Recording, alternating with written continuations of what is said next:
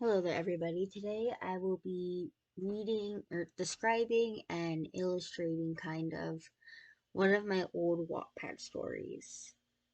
So I have three drawings here, and I'm just going to read through the eight chapter, I think, long story called What Happens to the Good? Unfinished and Never Will Be Finished.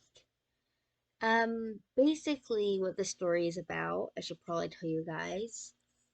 Basically, I wrote it during 2020, like, pandemic year and whatnot. I would have been 11 then. I'm 14 now.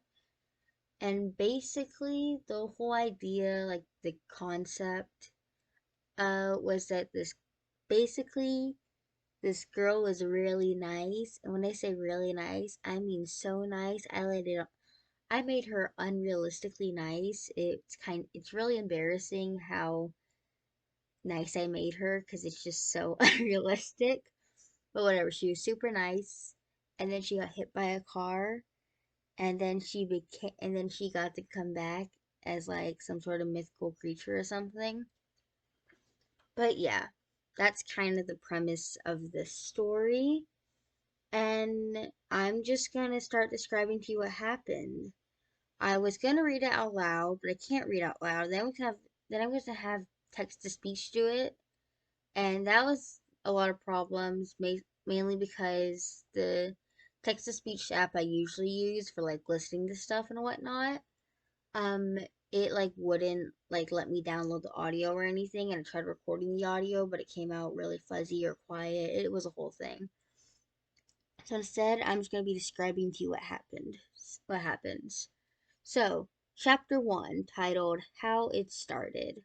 Basically, the main character, Minty, woke up. It's a Tuesday, and apparently she spent the quote unquote following, I meant to say past, but I said following night, at a charity event till 10:30.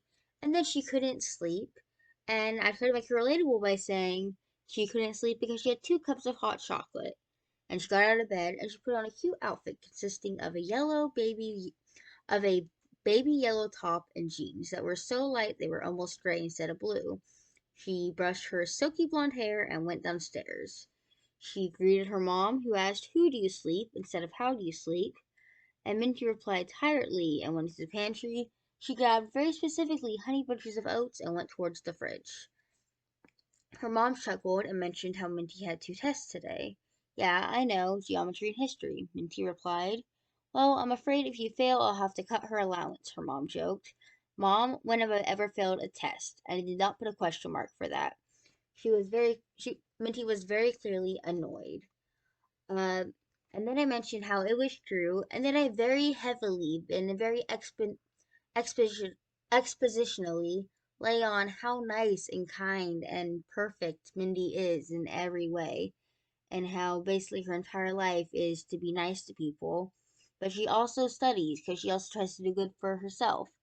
And that is 6 lines in one paragraph. "I know, dear, that's the joke," her mom stated. Minty sighed. "You make horrible jokes." "No, I don't. You just don't have humor," said her mom, who was making her lunch for work.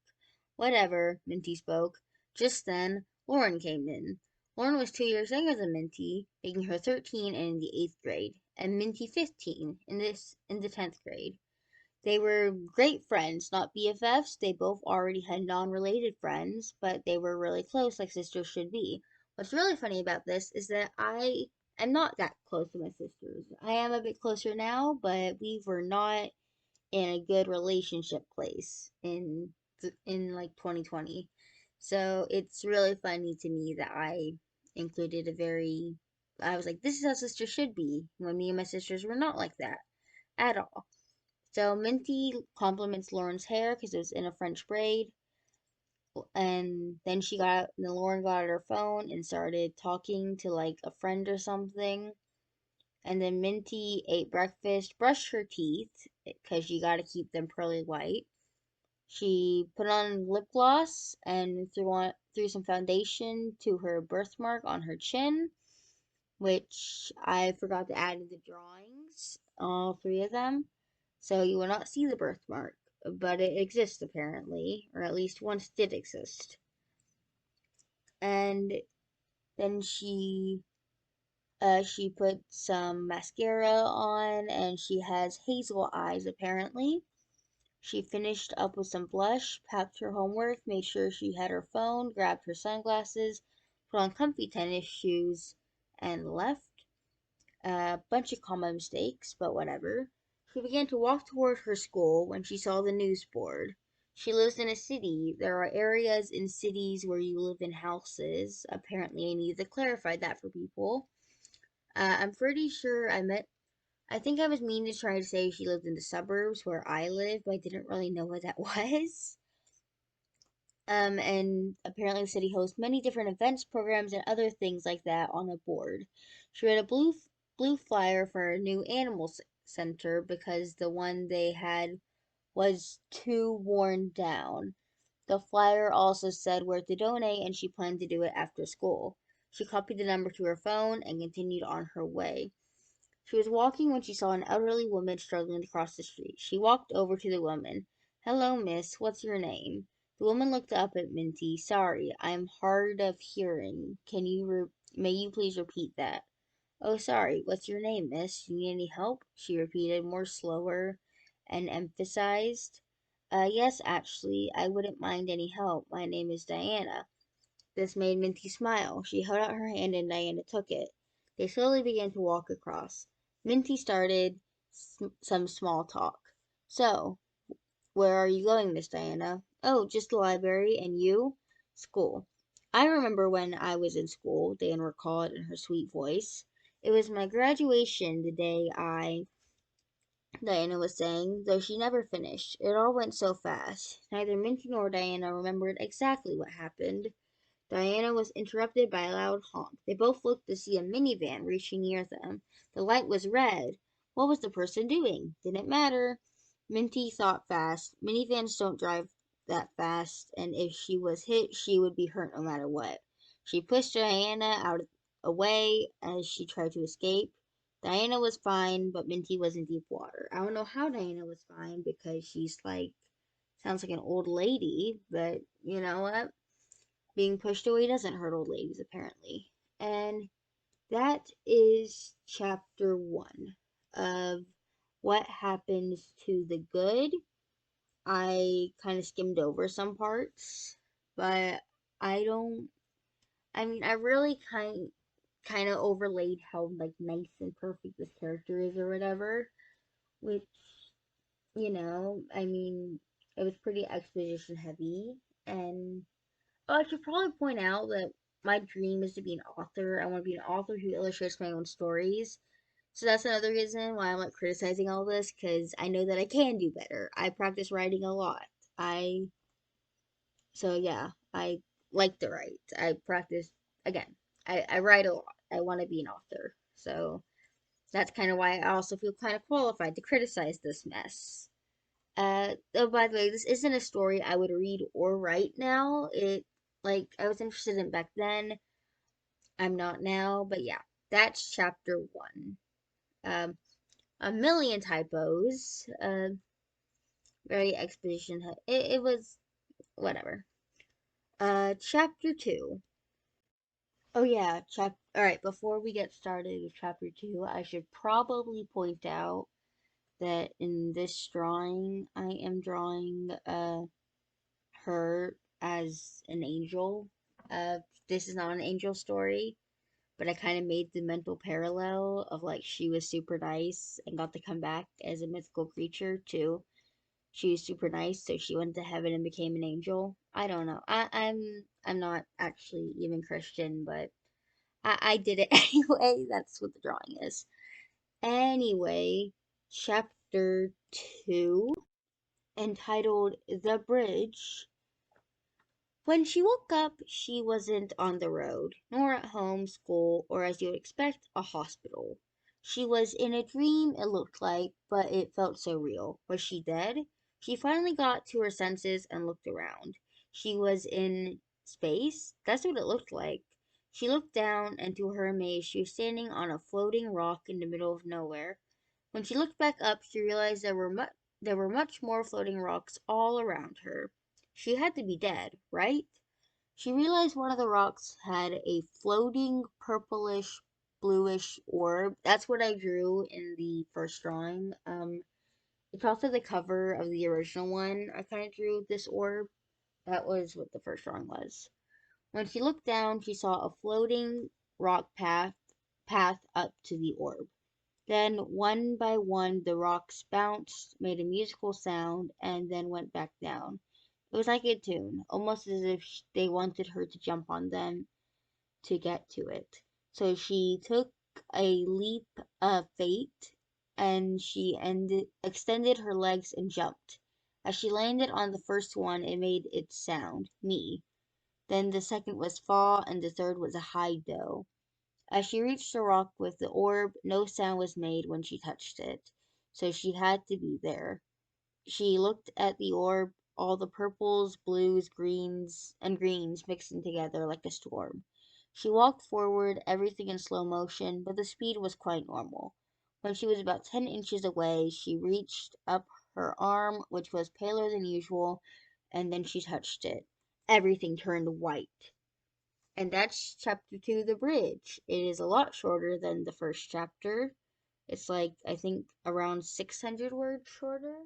The first one being around 800 words, this one being around 200, or it's closer to 300 if you round up, but still, it's like 274 words. And the funny thing is, I can still remember. I didn't do a very good job visualizing this, but I still remember the mental image I was trying, like the image I was trying to convey, and I can still picture it. And I think, I don't know, yeah, I can still picture the image that I had while writing the scene, no matter how bad I did articulating it. So, chapter 3 is called In the Hospital, and we're back up to 748 words. When Minty awoke, she was in a hospital bed, I forgot in, with a cord in her nose and a cast on her one on and a cast one her arm. That was a funny dream, she thought, taking in her surroundings. Her mom was standing next to her, with Lauren looking paler than ever. Sweetie, are you okay? Asked her mom, crying. Minty knew she was, because her eyes were a light pink. How long was I out? Minty asked. 5 hours. You are very lucky that you made it out with only a broken arm, said the doctor sitting next to her. It should heal in about 5 to 7 weeks, he said, while attaching the oxygen tube from her nose and checking her heart. Her mom asked again, You're okay, right? Yes, Mom, I'm fine. I was so worried. I was just having a test, and then I was called to the headmaster's office, spoke Lauren, sitting down on a chair next to the bed. By now the doctor was checking her pulse. Yeah, I'm fine, she replied as the doctor examined her ears. Her mom then asked, What happened, sweetie? I was helping an elderly woman and got hit by a car, I guess, she replied calmly as the doctor took her temperature. She seemed to feel okay. Oh, you mean the lady who called 911 for you once you were hit? Asked the doctor. I guess her name was Diana. She's sweet. Well, what was it like, being in a coma? Lauren interrogated, butting in. Lauren, her mom scolded, give your sister space and time to wake up. She just woke up. Minty felt good, though. It's okay, Mom. I feel good. No, great, she reassured her worried mom. I just felt nothing, I guess. It was weird. Then she remembered. I had a weird dream, though. What was it like? Lauren recently took up a hobby of reading dreams and determining what they mean. I don't know. I was on a rock, a floating rock. I was in space. There was an orb on another rock. She just continues to describe the dream for like three three sentences. As she described it, the doctor did some more tests. Her sister listened, and her mom talked to another person in the room, probably about Minty and how long she'd be staying. Then when I touched it, everything went black, and that's where it ended. Minty finalized. That was a very interesting dream. It might mean I don't know. I'll research similar dreams and see what it means when I get home, Lauren declared. Her mom finished speaking with the person and came over. Okay, dear, how do you feel? Picture perfect, she replied. Well, my arm's a little sore for obvious reasons, but all in all, I don't think I was hit that hard in other places. These typos are getting annoying. I think my arm might have been right in front and it took most of the initial shock. Her mom smiled. That's good.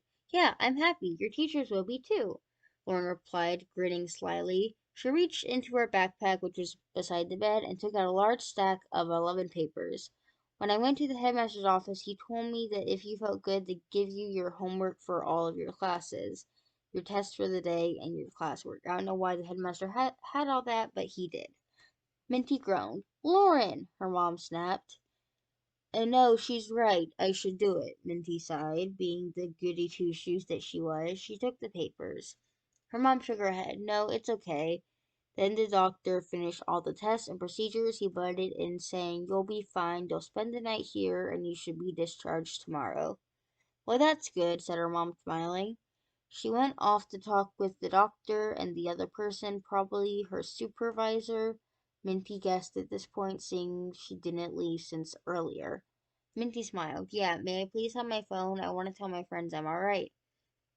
Lauren handed Minty her phone from a small round table in the corner of the room. Here you go, Princess Minty, she joked. Ha ha, very funny, Minty replied sarcastically. Thank you. For the rest of the day, Minty kind of played Uno with Lauren, did that day's schoolwork and homework, watched YouTube, and read stories on Wattpad. Oh, she read stories on Wattpad. Ha ha ha. And that is the end of chapter 3. Oh, I kind of remember part of this.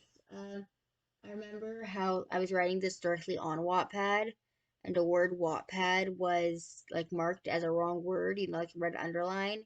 And I was showing my friends, like, haha, guys, look at this. This is marked as a wrong word. And they were like, yeah, well, they use all the same words or something for, like, obvious reasons. Like, they didn't, like, make a new dictionary for Wattpad. They used, like, all the regular, like, unreal words. But I don't know why I remember that detail, but I do. And then we have chapter 4 titled First Question. Okay, so it was 8 p.m. at night now. Lauren and their mom had to go home. Okay, honey, I'll be back tomorrow, okay? Asked Minty's mom. Yes, Mom, she replied. Be good, her mom joked again. Minty groaned. You still have terrible jokes. Bye, dear. Bye, Mom. Bye, Lauren. Minty waved. Bye, Minty, called Lauren from the doorway. And with that, they left. Minty sat for a few seconds. Then the doctor spoke up. Alrighty, if you need anything, push this button on the wall, okay? Got it, she replied as the doctor left. When he closed the door, he turned off the light so she could sleep. Although she wasn't tired, but when the lights were off, there was still a glow. She looked down, trying to spot a light of a flashlight or portable nightlight, but she didn't. Her body had an aura around her. A glow. She was the light. Poor Minty was so scared she was terrified. She opened her mouth to scream, but no words came out. She croaked instead. She tried again, but ended up choking on her own breath. She coughed. Her breath seemed non-existent. Was she even breathing?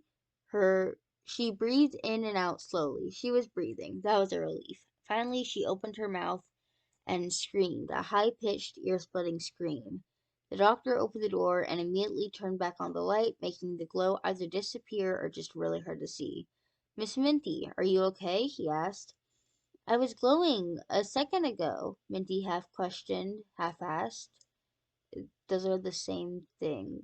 Okay. Sweetie, I think you're hallucinating. Minty looked at herself. No, turn back off the light, she demanded. Miss, I really don't think. Just do it, she cut him off shakily.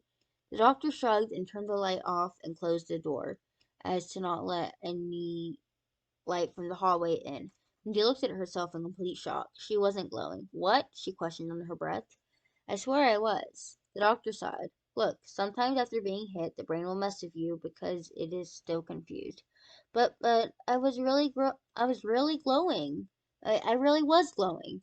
I'm sorry, humans don't naturally glow anyway, so that wouldn't make any sense. I really think you're hallucinating, the doctor assured. Just get some rest. It'll help your brain reconnect with its senses. You especially need it if you're glowing. Yeah, you're probably right, Minty agreed. She wasn't glowing. That would be seriously unhealthy. Okay, now I'm going to go. You're okay now, right? Yeah. Goodbye, he called as he waved and left while turning the lights off and closing the door again. There was again a glow, and again it was from her. This wasn't happening. This had to be unreal. She was just hallucinating, right? Wasn't she? These were all questions she had asked herself. She told herself to stop. She wasn't crazy, was she? She might as well be mentally ill. She was way too scared. She thought about what the doctor said, so she decided to sleep. But that was when she realized she wasn't tired at all. Did a coma make up for sleeping? She decided to go to sleep anyway, or at least try to. There's a random quotation mark there for no reason. Light seemed so real, so much it was legit keeping her up, so she just sat there, hoping to wait until she got tired, but as time passed, she got no tired. She also realized she wasn't hungry or thirsty all day. By 4 a.m., she'd given up sleep. She felt as if she had enough sleep, though, which was even weirder, especially since she got bad sleep the night before. She lay there the last 4 hours till she was woken up at 8 p.m. One main question on her mind: what happened to her sleep and why was she glowing? That's two questions, but whatever. And there are four more chapters. That's just the four chapters. That would be half of it. So I might continue this, but yeah, I don't know if people like this. But yeah, though that's the beginning of my old, unfinished, kind of really badly written Wattpad story. And yeah, I hope you guys enjoyed this video. Like, subscribe, whatever, comment, tell me voice, my art is bad, my voice is annoying, or tell me my voice is fine and my art is decent. I don't care. And have a great day. Bye.